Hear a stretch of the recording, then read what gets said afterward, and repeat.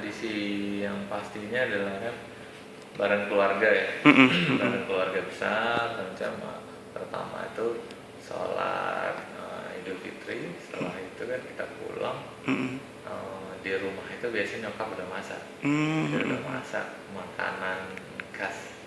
Wah, itu yang apa? Yang bikin kangen. Itu.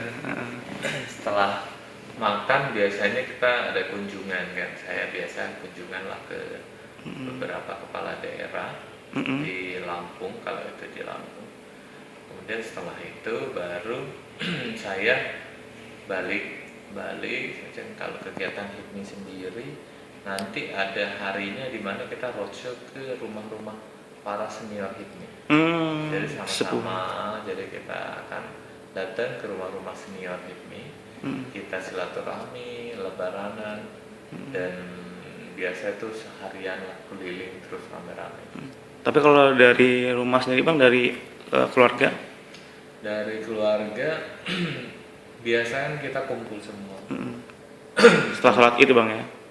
Kumpul semua, kemudian kan juga biasalah karyawan pada datang, anak yatim dan lainnya. Kemudian saya biasanya juga ke Aceh untuk silaturahmi ke rumah-rumah pejabat daerah di Aceh, karena kan kita punya hubungan yang cukup dekat juga di sana. Jadi itulah beberapa kegiatan, dan nantinya kan ada acara biasa halal bihalal, baik itu dari kampus, kemudian juga dari HIPMI, kemudian juga dari teman-teman lainnya, macam untuk menghadirin. Tapi sendiri? Sholat kita di masjid kampus. Di kampus Bang ya? Masjid kampus, karena kan sambil juga ketemu dengan karyawan. Karena kan ada karyawan yang nggak bisa hadir kan, kayak rumah sakit, mereka kan harus standby. Iya, ngejaga, jadi kan kasihan. Lebih baik kan ketemu pas sholat id, ketemu salaman, atau pas saya lagi balik mau naik mobil ketemu. Jadinya ya nggak ngurangin ya kebersamaan silaturahmi kita. Kalau lainnya dengan karyawan pasti datang pada. Kalau saya itu hari kedua ya. Berarti kalau satu hari itu full di Lampung ya Bang ya? Full di Lampung. Jadi pastinya kan ya saya habis selesai dengan karyawan sebentar, biasalah ke rumah para senior daerah di Lampung. Setelah itu hari kedua itu juga atau hari ketiga itu kita roadshow ke senior HIPMI. Berarti sebentar, nanti balik lagi. Jadi habis bulan puasa, habis lebaran, waktu itu padatnya luar biasa. Dan juga saya itu datang juga ke ya udah kayak orang-orang tua angkat saya, guru-guru saya dan sebagainya, itu saya datangin. Karena apa ya, dari mereka lah ya ilmu bisa saya dapatkan. Dan dengan keikhlasan, keberkahan dari mereka, insya Allah kan itu ilmu itu yang mereka berikan kepada saya bisa terus menambah gitu. Nah, kalau secara pribadi setiap puasa itu adalah bulan pembelajaran, ya, dimana itu kan kita diberi bonus oleh Allah Subhanahu Wa Taala untuk meningkatkan kualitas keimanan kita, ya, dimana ibadah-ibadah sunnah itu diganjar seperti ibadah wajib di bulan-bulan lainnya, yang wajib dikali lipatkan kan gitu, sampai 70 kali lipat. Nah, ini menjadi suatu motivasi untuk meningkatkan kualitas iman.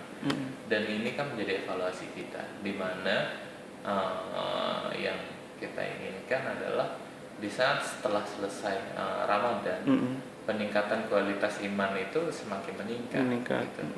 Dan ketemu bulan puasa berikutnya, keimanan kita, jiwa religius kita semakin kuat setiap bulan Ramadan berikutnya.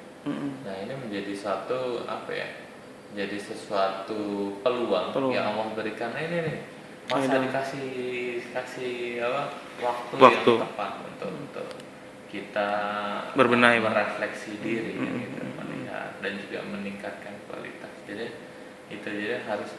harus punya suatu komitmen bahwa setiap puasa itu harus lebih ada loncatan. Jadi jangan hanya pergeseran sedikit, tetapi loncatan gitu. Kalau dulu sholat duha misalnya 2 rakaat, kok bisa sekarang itu udah mulai bisa lebih gitu. Sampai 12 rakaat gitu. Sholat tarawih kalau dulu itu hanya 1-2 hari, kok bisa sekarang 6 harinya. Ngajinya yang gimana nambah gitu. Itu yang harus ditingkatkan. Otomatis kan dengan kita udah terbiasa dalam sebulan penuh, nanti di hari-hari berikutnya kan udah biasa ya. Nggak akan lagi ngerasa capek.